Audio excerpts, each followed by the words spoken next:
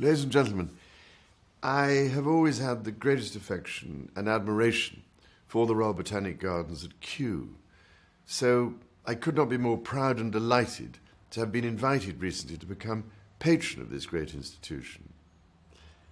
Kew has had its roots planted deeply in British soil for more than 250 years, but has developed an international reputation as one of the world's greatest botanic gardens, renowned for its scientific research and plant collections.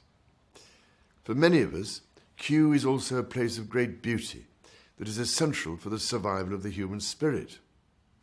The gardens there and at Wakehurst are full of tranquility and enchantment, where every visitor is not only inspired, but presented with wonderful opportunities for learning and discovery.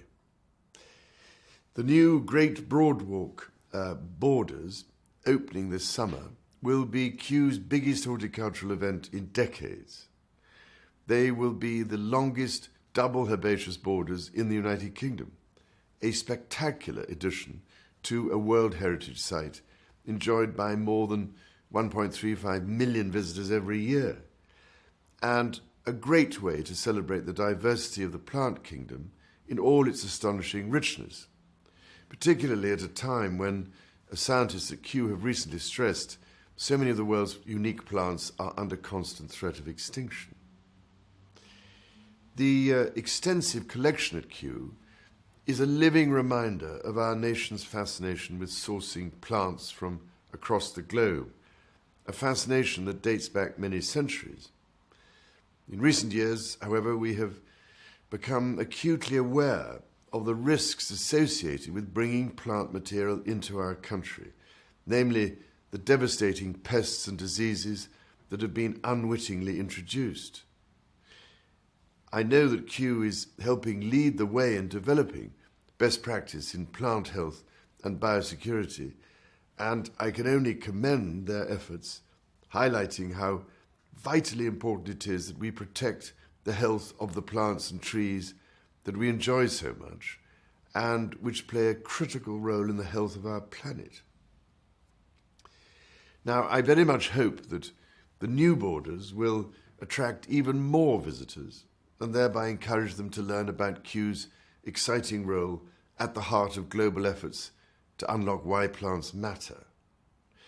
Many of the plants collected and safeguarded by Kew have incredible scientific or economically important stories associated with them. Some are, as I have said, critically endangered in the wild, and part of Kew's role is to ensure their survival.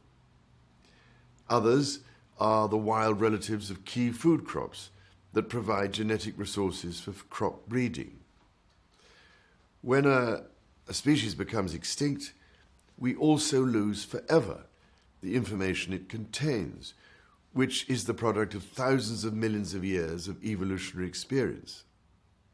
That is why Kew plays such an important role in the international effort to gather data on plants and to bank important species.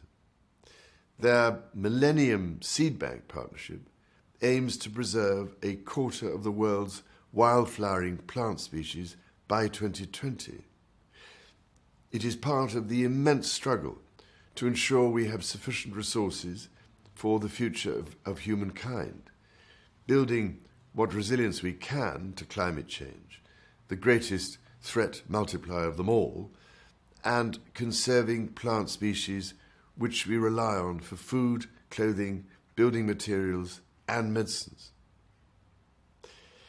As the new patron, it is clear to me that Kew's journey is driven by the unshakable belief that all life on Earth ultimately depends on plants and fungi, and that learning about them is of the utmost importance to our own survival.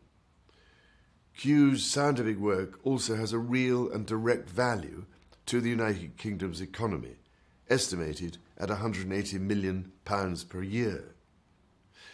So, in looking forward to my new role, and in eager anticipation of seeing the new Great Boardwalk borders in all their glory, I will just end by saying thank heavens for Kew and all its remarkable staff and associates, together with the immense contribution they make to our world.